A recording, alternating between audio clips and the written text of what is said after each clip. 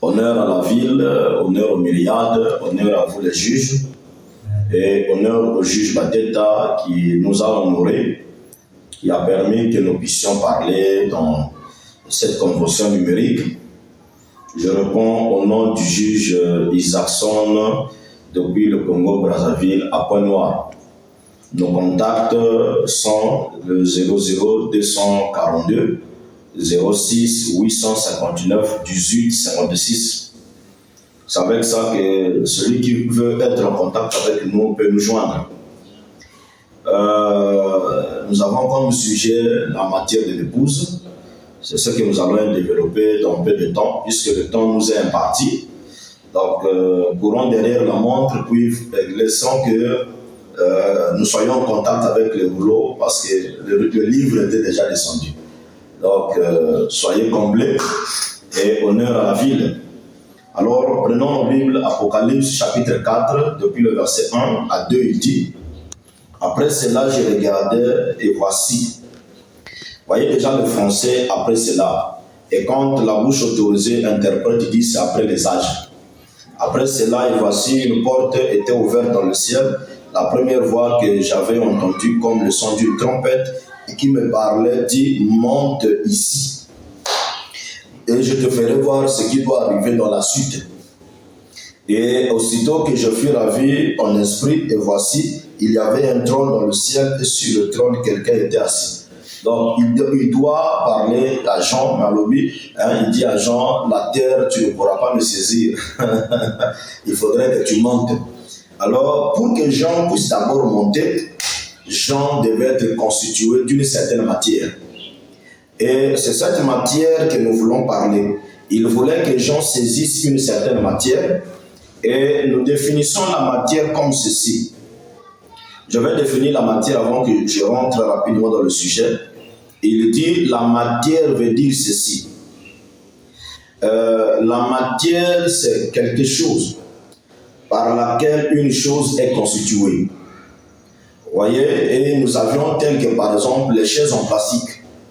Les chaises en plastique sont constituées d'une matière souple ou une matière qui a permis que ces choses-là existent. Donc, ils ont quitté une certaine dimension transformée pour devenir ce que nous avons comme chaise. Vous voyez, et il y a encore ce qu'on appelle la matière définie comme sujet d'étude dans un cadre scolaire ou universitaire, en d'autres termes, discipline. Donc, ce que nous apprenons comme l'histoire géo, comme le français, comme les mathématiques, c'est une matière. Vous voyez, et cela encore est défini comme quoi cette matière peut être abordée dans les livres. Vous voyez, on dit que ces livres sont classés par matière. Donc, quand vous rentrez dans la bibliothèque, vous verrez les livres pour les mathématiques, les livres pour la géographie, les livres pour le français. Et vous ne devriez pas confondre la matière, parce que si vous confondez la matière, vous allez prendre un livre qui ne vous est pas approprié. tu veux traiter les maths, mais tu vas aller prendre le livre qui parle de l'histoire géographique, ou les reliefs, ou les savanes. Mais on va te demander, les savanes font quoi dans les mathématiques? C'est vrai, c'est une matière, mais une matière qui n'est pas appropriée. Et c'est la même chose dans le domaine spirituel. Vous devriez savoir quelle matière constitue l'épouse. Parce que vous risquerez de parler de l'épouse en utilisant une matière qui n'est pas appropriée. Alors, en ce moment-là, vous êtes en train de détruire l'existence de l'épouse. Je ne sais pas si vous comprenez ça. Parce que l'épouse est constituée d'une certaine matière. Elle vit d'une certaine matière. Et la matière, vous allez la comprendre comme une nourriture par laquelle l'épouse vit. Et vous allez encore la comprendre comme étant un domaine. Et comme étant les éléments qui sont constitutifs pour l'épouse, ou encore les matériaux. Et il dit: les noces de l'agneau sont venues, son épouse s'est préparée elle-même. Honneur à la ville. Alors prenons quelque chose ici, Fabana va nous donner un exemple. Écoutez, je suis dans la brochure La puissance des transformations du 31 octobre 65, paragraphe 238. Il dit: et ne laissez pas le diable vous pulvériser avec l'instruction. Voilà les choses que le diable emmène. Que le diable ne vous pulvérise pas, qu'il ne vous injecte pas ces choses, que vous ne soyez pas constitué de cela. l'instruction et le poison et des choses comme cela. Vous devez être moderne, vous devez être ceci, que le diable ne vous entraîne pas cela. Vous ne devez être rien d'autre que des fils et des filles de Dieu, parce que vous êtes constitués de la parole, et vous êtes la parole. Alors le diable ne doit pas vous en faire entrer des choses qui ne sont pas justes. Or, ce qu'il veut faire sur vous, c'est ce qu'il a fait à notre père Adam et notre mère Ève. Que le Seigneur vous bénisse. Il dit alors, et si vous êtes né de la parole, vous l'êtes. Vous êtes la parole. Remarquez cette pulvérisation. Si vous prenez une semence, une bonne semence, et si vous la pulvérisez, cela la tuera. Et lorsqu'il pulvérise cette matière dénominationnelle au-dessus de vous, cela va détruire l'influence de la parole originelle.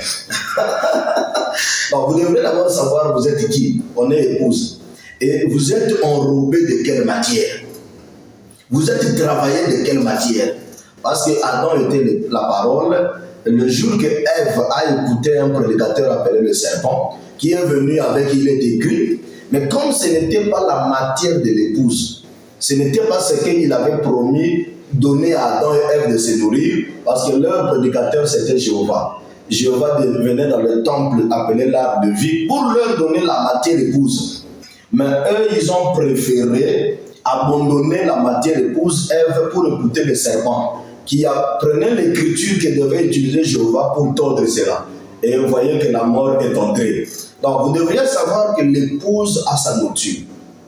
L'épouse a une matière par laquelle elle est faite, pas une matière dénominationnelle. Or, pour rentrer au-delà de la matière dénominationnelle, il faut l'enlèvement. Voilà pourquoi il a dit à Jean, monte ici, j'ai des choses à te dire. Ça veut dire que j'ai une matière par laquelle je dois te façonner, c'est la compréhension de la parole. Et quand la parole sera révélée, vous aurez une super foi. Vous voyez, il faut maintenant dire la foi, c'est la révélation. Alors vous comprendrez des choses que vous n'avez jamais comprises sur la terre. Parce que vous venez de quitter la dimension des humains.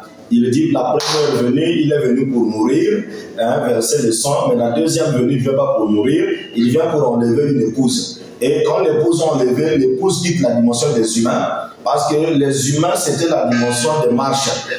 Du lion jusqu'à l'homme, c'était l'âge des humains. Et c'est l'aigle qui termine l'âge des humains, parce que l'aigle ne marche pas, l'aigle s'envole. Et l'aigle, en s'envolant, il va dans la dimension de la compréhension. Plus il s'envole, il comprend bien. Oh, gloire à Dieu. Et étant de l'autre côté, en s'envolant comme des aigles, parce que nous rentrons dans la nouvelle terre, et la tribulation venait de se battre sur la terre, il y a eu purification sous le 6e sceau, parce que c'est l'un des 3 buts du 6e sceau. Alors nous revenons pour régner plus comme étant des humains, mais comme étant des lions. Non plus comme étant des aigles, mais comme étant des lions, avec un autre enseignement et une autre religion. Et là, on a dit, quand Noé est venu sur la terre, Noé a croisé les humains qui avaient une religion. Et dit, mais Noé a emmené aussi sa religion de l'arche. Il fallait accepter d'entrer dans l'arche. Que le Seigneur vous bénisse. Alors, Frère nous a dit, pas la pulvérisation de la sémence dénominationnelle. Voilà pourquoi nous combattons la sémence dénominationnelle. Elle ne se mettra jamais sur nous. Nous sommes sortis au-delà des dénominations. Et là, on a dit dans la Brèche, paragraphe 55, il dit à quel moment le livre est ouvert. C'est quand les 7 âges et les âges de dénomination ont pris fin. Donc c'est là où on peut parler de la matière de l'épouse, qui est notre nourriture. Alors écoutez ce qu'il dit ici. Je suis dans la brochure L'expectative du 17 août 1952, paragraphe 10. Et je prends la partie importante. On a dit, il s'est produit dans cette série de réunions quelque chose qui n'est jamais arrivé auparavant dans ma 3 points. Dans aucune de mes réunions, juste pendant que l'ange du Seigneur traitait avec les gens, il s'est arrêté à dire, fais un appel à l'autel. Et j'avais entendu frère Baster, mon frère, qui est un génie en cette matière. Quelle matière? Faire l'appel à l'autel. Or, Fawanandi, vous fouillerez dans toute la Bible, vous ne trouverez aucune écriture de l'appel à l'autel. Il dit ça, c'est ce que nous avons ramassé chez les méthodistes, chez les baptistes. Vous voyez? Alors, ces choses-là, avec l'ouverture des autres, devaient s'arrêter. L'appel à l'autel devait être quelque chose de personnel. ce n'est pas faire pression aux gens. Et là, on a dit même, il dit l'autel de Dieu, c'est votre cœur. Il dit là, vous êtes, c'est aussi votre autel. Là, vous êtes assis, c'est votre autel. Donc, on n'avait plus besoin de dire aux gens, venez. Ça, c'est le message de la paix. Et quand les seaux s'ouvrent, ça doit prendre fin. On doit commencer maintenant à parler à l'épouse de quoi elle est constituée et de quoi elle est appelée à vivre. Voilà pourquoi quand les seaux sont arrivés à la dimension d'être ouverts, l'ange a dit à Fawana, maintenant tu as expliqué le premier poule, le deuxième poule. Il dit, mais le troisième poule, tu ne pourras pas expliquer ça. Parce que le troisième poule, c'est l'ouverture de toute la parole. Et Fawana m'a dit, j'ai forcé la petite chaussure. Et il dit, non, tu ne peux pas expliquer ça au bébé pentecôtiste.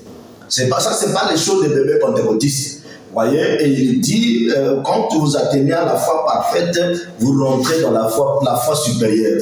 Et cette fois, vous introduisez dans la matière épouse. Et Fawana dit, la foi, c'est la révélation. Et il dit, ce n'est plus quelque chose de oh non Seigneur, j'ai les mots de tête. Non, ça reste pas. Nous rentrons dans quelque chose que l'homme n'a jamais entendu, que les oreilles n'ont jamais vu. Et c'est la foi qui consiste à prononcer la parole. C'est le troisième poule. Vous voyez, alors retenez qu'il y a une matière. Je ne dis pas de matière, mais il y a une matière par laquelle l'épouse est constituée. Et c'est ça que nous devrions travailler. C'est ça que nous devrions exalter. Et nous devrions savoir c'est quelle matière. Est-ce que nous sommes d'accord? Prenons encore quelque chose ici. Je vais donner, il y a beaucoup de définitions sur la matière, mais je cours vite parce que j'ai une chose à déposer. Alors, Fawana me dit ceci, tous ceux qui ont existé, maintenant suivez, regardez comment l'épouse est rentrée dans la matière. Vous allez voir qu'il y a eu un Noé qui a construit l'arche. Les gens sont rentrés. Fawana me dit c'était un type. Donc, si vous voulez comprendre comment l'épouse va dans sa matière, retournez dans les temps anciens, prenez les types et les paraboles. Parce que les types et les paraboles annoncent ce qui va être dans l'avenir. Et Fawana dit, tous ces hommes qui ont vécu, les Abraham, les Noé, tout ce monde-là, ils disent c'était les types. Et ils parlaient de l'épouse. Vous voyez? Et la marche de l'épouse vers la matière commence à partir de l'âge de Luther. Parce que le réveil a eu lieu à Luther. Et il dit de Luther, Wesley, Fawana dit, tous ceux-là, ils étaient les types de l'épouse. Vous voyez, et même quand Luther vous a prêché la justification, c'était une ombre. La vraie justification est comprise comme William Branham vient. Parce que quand les seaux s'ouvrent, il y a la justification mystérieuse, la sanctification mystérieuse et le baptême du Saint-Esprit sans sensation. Tout est mystérieux, c'est un autre système. Oh, je ne sais pas si vous comprenez cela. Alors, il a fallu un homme qui devait venir sur la terre avec le ministère de l'infaillibilité. Et cette fois-ci, ce n'est pas un homme qui nous parle, mais c'est Dieu lui-même. Vous voyez, est en train de nous instruire pour former l'épouse, habiller l'épouse, la travailler de sa manière et remettre à l'épouse sa nourriture. Ça, vous ne coûterez jamais ça chez Luther, ni chez Wesley, ni chez Tony Osborne. Ça, c'est pour un peuple mis à part. Un peuple qui a connu l'exode, qui est sorti des églises, des dénominations. Donc, que le Seigneur bénisse. Lisons quelque chose ici. Fawana dit dans cette tenir à la brèche. Du 23 juin 63, paragraphe 76. Il dit, Luther prêcha la justification, mais il la laissa à l'état brut. Parce qu'il ne vécut pas assez longtemps. Quelqu'un dit, frère, Luther a prêché la justification. Il a prêché, il a laissé ça à l'état brut. Ça veut dire que si tu prends la justification comme l'a laissé Luther, tu ne comprendras rien. Il a fallu que quelqu'un qui vienne, qu'il reprenne le travail. Bien que le temps de Luther est passé, qu'il commence à nous dire, voilà, la justification c'était ça. Or, quand Fawana était en train de parler de la justification pour aider le langage de Luther, ils ont appelé ça son message. Non, ce n'était pas son message. Il n'était pas encore dans la matière d'épouse, mais il était en train de faciliter le langage à ceux qui étaient. Et voilà pourquoi il a dit à Jean, monte ici. Et quand Jean monte, il dit, je dois t'enseigner les choses qui étaient. Mais n'oubliez pas, Jean doit voir Jean. Quand le livre s'ouvre, je le vois moi-même. Tu dois te voir toi-même. C'est ça la constitution de la matière. Parce que la matière, c'est toi-même. C'est les éléments qui te constituent. Et tu vois le vrai toi dans son état parfait. Et là, on peut l'utiliser pour s'asseoir. Oh, voilà Dieu. Alors, prenons encore quelque chose ici. Et vous savez, Fabana nous a déjà dit que tous les types et les paraboles sont déjà accomplis. Il n'y a plus quelque chose que nous attendons. Tout est déjà accompli. Alors, nous sommes au temps où il n'y a plus un mystère qui doit être révélé. Vous voyez, nous ne sommes plus dans le temps des mystères. Nous sommes dans le temps des révélations. Parce que celui qui révèle tous les mystères, c'est le 7e ange. Le 7e ange, il termine la Bible. Il termine la Bible et c'est fini. Nous sommes dans l'âge des révélations. Bon, je ne sais pas si vous comprenez cela. Que le Seigneur vous bénisse. Alors, prenons la brochure La foi parfaite. Je suis en train d'aller vite et je vous jette ça pour vous pousser à la réflexion. La foi parfaite. Écoutez la foi, mon âme dit, du 25 août 1963, il dit, ainsi, quand un homme vit par la foi et marche par la foi, je vais dire la foi en tant que subsistance. Retenez ça, il vit et il marche par la foi. Ses actes, c'est la foi. Sa démarche, c'est la foi. Sa constitution, c'est la foi. Son regard, sa parole. Et la foi, c'est quoi? C'est la révélation. Amen, amen. Il est isolé. Il est mis à l'écart. Il est isolé du monde entier et devient une nouvelle créature en Christ. Si vous retournez dans le monde où il était, vous ne le trouverez plus jamais. Alors c'est ce qui fait de lui un mystique. Il est dans les lieux célestes en Christ. Donnez-lui leur l'adresse où nous étions avant, on ne va pas nous trouver. Nous avons changé d'adresse. Nous sommes rentrés dans la nouvelle foi, qui est autre que notre matière, ce que nous n'avions pas avant. Il dit, voyez-vous, maintenant vous arrivez dans la matière pour l'épouse. C'est ça le mystère. Vous arrivez dans la matière pour l'épouse, voyez-vous. Maintenant, vous arrivez dans la condition nécessaire pour l'enlèvement.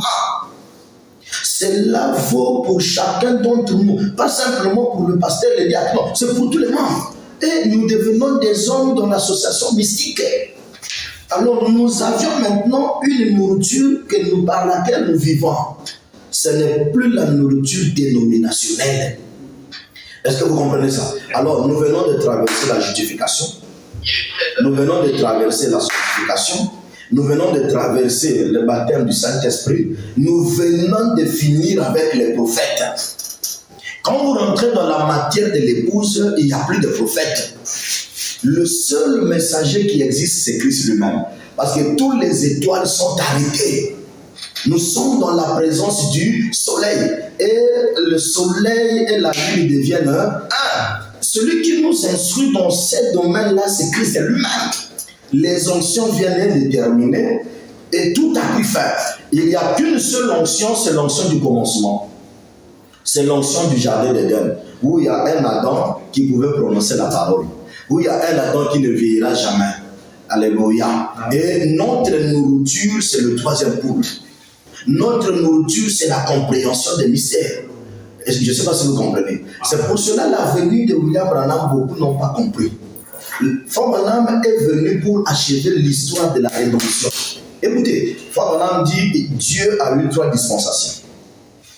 Il a eu la dispensation de la paternité, de la filiation et du Saint-Esprit. La dernière manifestation de Dieu, c'est la dispensation du Saint-Esprit. Pourquoi c'est la dernière manifestation? Parce qu'après ça, vous ne le verrez plus Dieu dans le cadre du salut. Il ne va plus se révéler. Donc, il vient pour vous sauver. Il vient pour vous former. Et la Bible dit, nous sommes l'argile, lui il est le potier. Donc il doit nous façonner, c'est le faisant l'homme à notre image, c'est notre modèle. Et quand il va nous façonner, il nous a travaillé, il nous fait rentrer dans un monde où les pentecôtistes ne peuvent pas arriver. Et quand j'appelle les pentecôtistes ici, je ne parle pas des histoires de maman Langui. Non, ce n'est pas elle les pentecôtistes. Les pentecôtistes, c'est les gens qui ont vu le Fils en train de frapper à la porte, mais qui n'ont pas pu aller. Parce qu'il a dit, ouvre, je veux rentrer souper avec toi. Et ils ont fermé la porte. Et ce sont les Laodicéens. Et ils ont raté l'enlèvement. Et comme ils ont raté l'enlèvement, ils sont restés là où il y a les grincements des dents et les pleurs. Ils sont restés sains. Voilà pourquoi quand nous rentrons maintenant pour parler de ce domaine glorieux, ils ne peuvent pas comprendre. Ils ne savent pas l'épouse est dans quel membre. L'épouse se nourrit de quelle nourriture. Et ils ne savent pas ce qu'est l'épouse. Parce que l'épouse, ce n'est pas un livre. Comme je venais de le dire, l'épouse, c'est les paroles du livre. L'épouse et lui sont devenus un. Oh, je ne sais pas si vous comprenez ça. L'épouse, c'est les sceaux. Maintenant, écoutez, je donne ça, le lever du soleil. Prenons cette citation pour que nous puissions rendre l'image claire. Je crois que vous saisissez la chose. Alors voilà le message maintenant. Il faut maintenant à lutter pour que nous y arrivions là. Le message, c'est le sceau. Vous devriez savoir vous êtes de quel système. Allez dans la bibliothèque de Dieu, ne ramassez pas tous les livres. Oh non, il avait ouvert la main rouge. Ça, c'était bien pour cet âge-là. Mais aujourd'hui, nous sommes rentrés dans quelque chose d'autre. Où le livre d'ouvrir les eaux, là, ce n'est plus important. Cet enseignement n'est plus important. Est-ce que vous comprenez ça? Fabana dit dans les sceaux, l'épouse, c'est les sceaux. Et quand vous comprenez ça, vous êtes dans la matière épouse. La matière de l'épouse, c'est la parole. La matière de l'épouse, c'est l'ouverture de la parole. C'est le troisième poule. C'est la divinité devenant des humains. La matière de l'épouse, c'est le livre. Honneur à la ville, pénétrer au vos corps.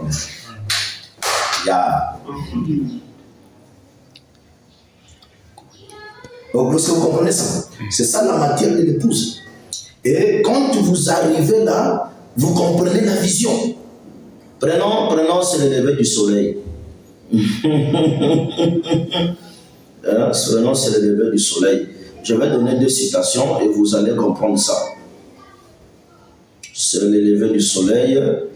Je crois pour les lecteurs, c'est le 18 avril, n'est-ce pas? Le lever du soleil, c'est le 18 avril. Paragraphe 12. Écoutez. Voilà la matière épouse. Il dit, alors il me parla et dit, les 7 sceaux seront ouverts, les 7 mystères.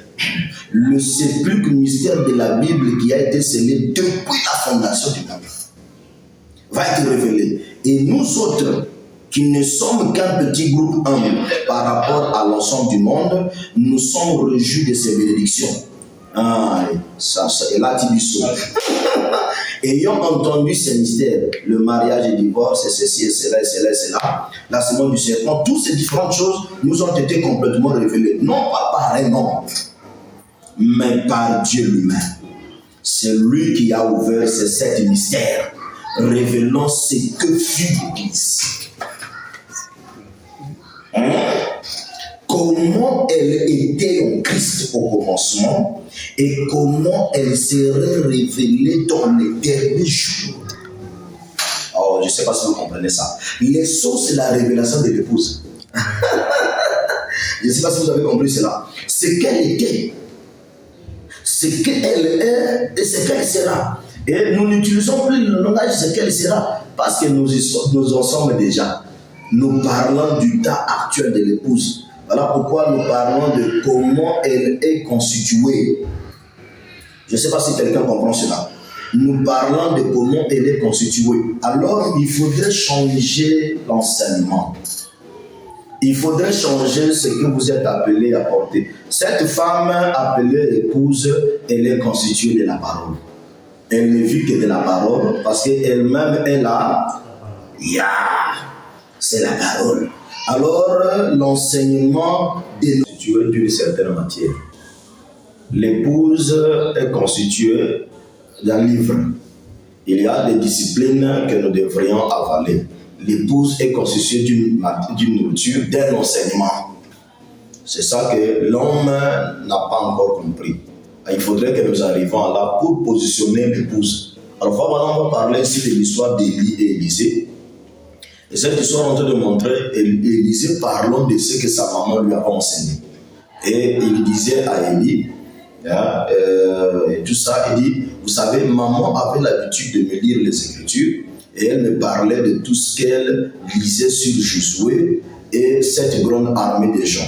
Et certains de mes pères avaient été là. ils avaient campé juste là pour juste là peut-être. Donc, si le vent soufflait dans cette direction-ci, comme on disait ce matin, ils campaient juste en dessous ici, et juste en courte distance, et les murs même près desquels je me tiens, ces ruines maintenant même étaient tombées après que les gens avaient marché autour de cela. Quel grand Jéhovah il a dû être à l'époque, mais il ne l'est pas aujourd'hui. Là, il est en train de raconter une histoire comme ça et tout ça. Alors, Frère Branham dit, c'est ce qui se passe aujourd'hui. Quand vous parlez, vous arrivez au paragraphe 23, 22, vous verrez qu'il est en train de parler de l'histoire d'Élie et d'Élisée. Alors, il dit, c'est ce qui se passe aujourd'hui.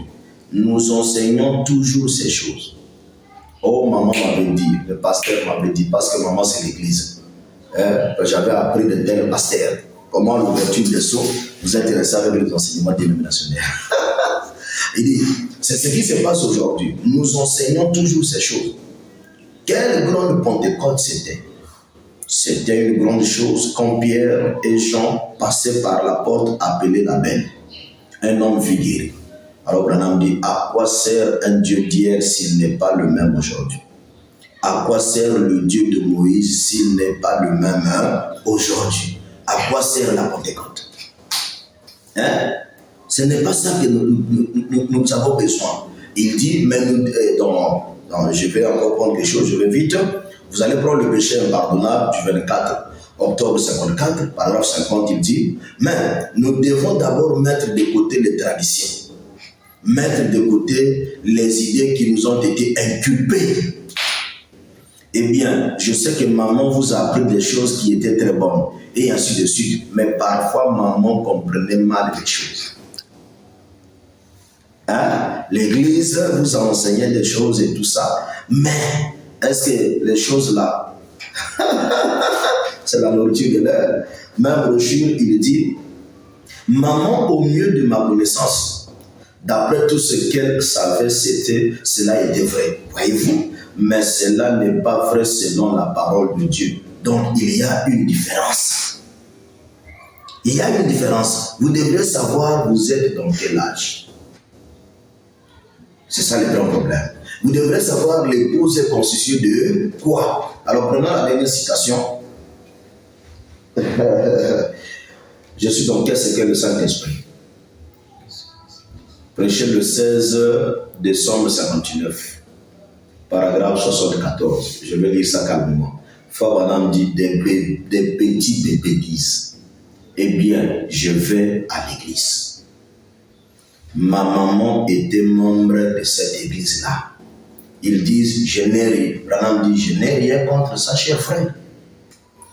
Et je suis bien conscient que ceci est enregistré, c'est très bien. Soyez membre de l'église de maman, mais écoutez, maman a marché dans une lumière, vous marchez dans une autre. Est-ce que vous comprenez? Maman s'est nourrie d'une matière. Maman était constituée d'une autre matière, vous êtes constitué d'une autre matière. Nous sommes de la matière de l'épouse, la nourriture du temps présent, après l'enlèvement. Et il descend en bas, il dit, Luther a marché dans une lumière. Wesley a marché dans une autre. Wesley a marché dans une lumière. La Pentecôte a marché dans une autre. Mais aujourd'hui, nous marchons plus haut que ça. Et s'il y a une génération, elle nous dépassera.